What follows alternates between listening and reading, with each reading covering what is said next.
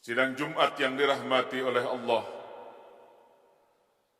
Puji dan syukur kita panjatkan kehadirat Allah atas nikmat yang Allah berikan kepada kita. Nikmat iman, nikmat Islam, nikmat sehat, bahkan nikmat-nikmat yang lainnya. Sehingga dengan nikmat tersebut, di siang ini kita dapat melaksanakan kewajiban kita salat Jumat secara berjamaah. Mudah-mudahan ibadah salat Jumat kita dan ibadah-ibadah kita yang lainnya di hari ini Allah terima sebagai bekal kehidupan kita dunia dan akhirat. Salawat dan salam semoga senantiasa tercurah kepada junjungan kita Nabi besar Muhammad sallallahu alaihi wasallam, keluarga beliau, para sahabat, sampai pada kita sekalian sebagai pengikutnya. Sebelum khatib menyampaikan khutbah, di sini khatib berwasiat khususnya untuk pribadi dan keluarga dan umumnya kaum muslimin yang hadir pada kesempatan ini. Mari sama-sama kita meningkatkan kualitas takwa kita kepada Allah dalam artian takwa yang sebenar-benarnya, melaksanakan segala perintah-perintah Allah, menjauhi segala larangan-larangannya. Karena hanya dengan berbekal takwa Allah memudahkan jalan kita. Dengan berbekal takwa Allah memberikan kepada kita rizki dari jalan yang tidak disangka-sangka. Dengan berbekal takwa Allah menurunkan keberkahan dari langit, mengeluarkan keberkahan yang ada di dalam bumi. Bahkan Allah subhanahu wa ta'ala berpesan kepada kita, janganlah kita wafat kecuali dalam keadaan takwa. Semoga Allah subhanahu wa ta'ala mewafatkan kita dalam keadaan takwa, dalam keadaan husnul khatimah. Amin ya rabbal alamin. Ma'asyiral muslimin yang dirahmati oleh Allah subhanahu wa ta'ala, Rasulullah sallallahu alaihi wasallam bersabda dalam salah satu hadisnya yang diriwayatkan oleh Imam Abu Daud, Imam At-Tirmidzi dari Ibnu Abbas, ada 4 golongan manusia yang dirindukan oleh surga. Apa kata beliau? Al-jannatu mustaqatun ila arba'ati nafarin, talil Quran, wa hafizil lisan, wa mut'imil ji'an, wa sawmi Ramadan.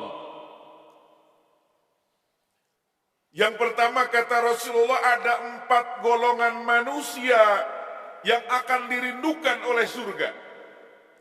Surga merindukan.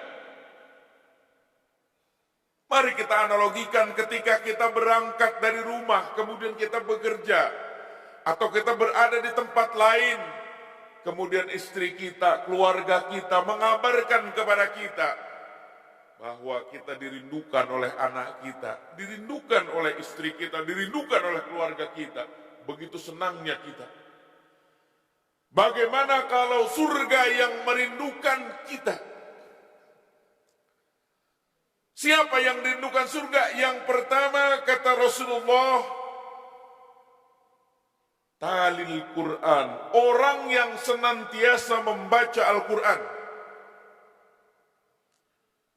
Al-Quran adalah pedoman hidup kita sebagai orang beriman. Jangankan kita membaca, memegang Al-Quran dihitung sebagai amal ibadah kita. Ketika kita melihat huruf Al-Quran, ketika kita memegang Al-Quran, ketika kita mengucapkan di lisan kita membaca Al-Quran, maka Allah subhanahu wa ta'ala menulis itu amal ibadah. Begitu utamanya Al-Quran. Bahkan dalam salah satu hadis yang lain Rasul menyatakan, man qara'a harfan min kitabillahi falahu bihi hasanatun. Siapa orang yang membaca 1 huruf saja dari ayat-ayat suci Al-Quran, maka 1 huruf itu Allah subhanahu wa ta'ala akan hitung dengan 10 kebaikan.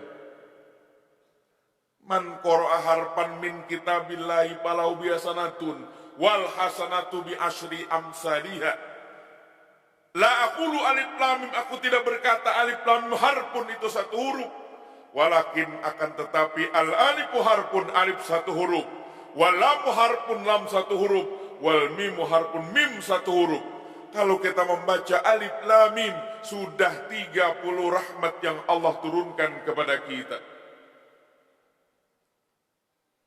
Bahkan Sayyidina Utsman menyatakan lau sahhat qulubana lamma sabi'at minal Qur'an. Orang yang hatinya baik, orang yang hatinya lurus, orang yang hatinya benar, dia tidak akan pernah kenyang untuk membaca Al-Quran. Dalam hadis lain Rasul menyatakan bahwa orang yang senantiasa membaca Al-Quran, maka satu ayat akan diganti dengan 10 kebaikan. Ma'asyiral muslimin yang dirahmati oleh Allah Subhanahu wa taala.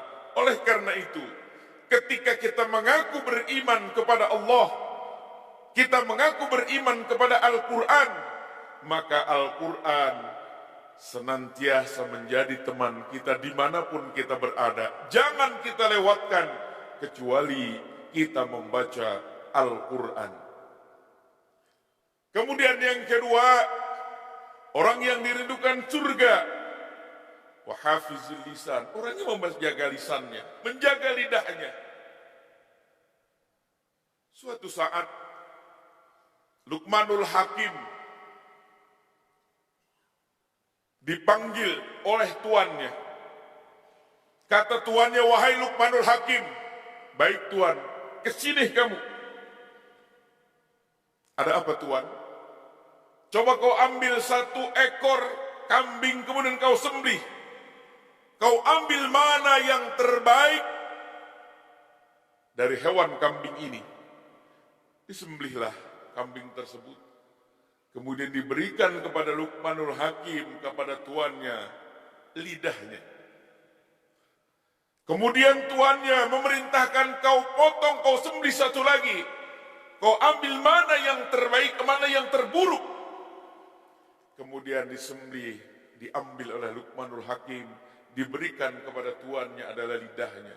Tuannya bertanya, aku perintahkan kau mengambil yang terbaik, kau ambil lidahnya. Kemudian kau perintahkan ambil yang terburuk, kau ambil lidahnya. Ada apa ini? Kata Luqmanul Hakim, tuan, manusia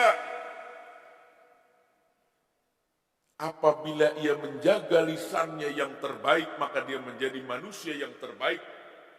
Kemudian manusia apabila dia tidak menjaga lisannya, maka dia termasuk manusia yang buruk. Baik atau tidaknya seseorang tergantung kepada lisannya. Makanya wahafizil lisan, menjaga lisan, termasuk orang-orang yang terpuji. Bahkan termasuk orang-orang yang dipuji oleh Allah dan Rasulnya. Kemudian yang ketiga, orang yang dirindukan surga. Wa mut'imil ji'an, orang yang memberi makan kepada orang yang lapar. Orang yang memberi makan kepada orang yang butuh, siapapun ia. Kita berikan makanan. Ikhlas niat kita kepada Allah Subhanahu wa ta'ala. Apalagi makanan itu kita berikan kepada orang yang baik, kepada orang yang bertakwa.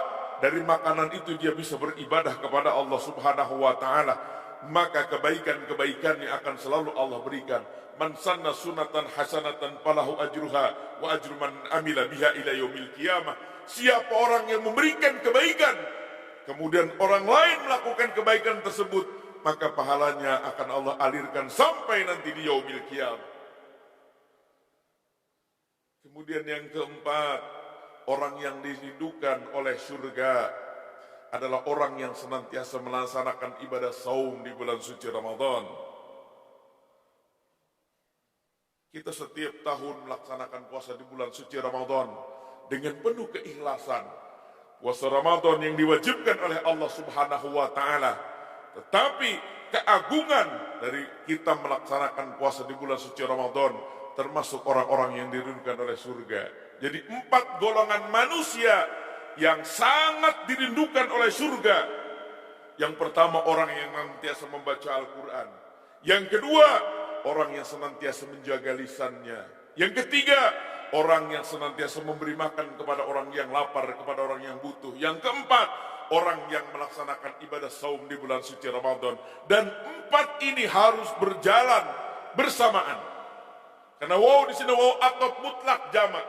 Ketika seorang melakukan kebaikan, dia membaca Al-Quran dan dia melakukan kebaikan dengan menjaga lisannya, kemudian dia juga memberikan makan kepada orang yang membutuhkan, dan dia puasa di bulan suci Ramadan, amalan ini tidak terputus-putus, maka orang ini dijamin oleh Allah dan Rasul-Nya akan dirindukan oleh surga. Semoga Allah Subhanahu wa Ta'ala membuka hati kita agar kita selalu berbuat baik dan mengamalkan apa yang telah dianjurkan, diperintahkan dan digambarkan oleh Rasulullah sallallahu alaihi wasallam. Barakallahu li wa lakum fil Qur'anil azim wa nafa'ana wa iyyakum bima fihi minal ayati wa dzikril hakim wa taqabbala minna wa minkum tilawatahu innahu huwal ghafurur rahim.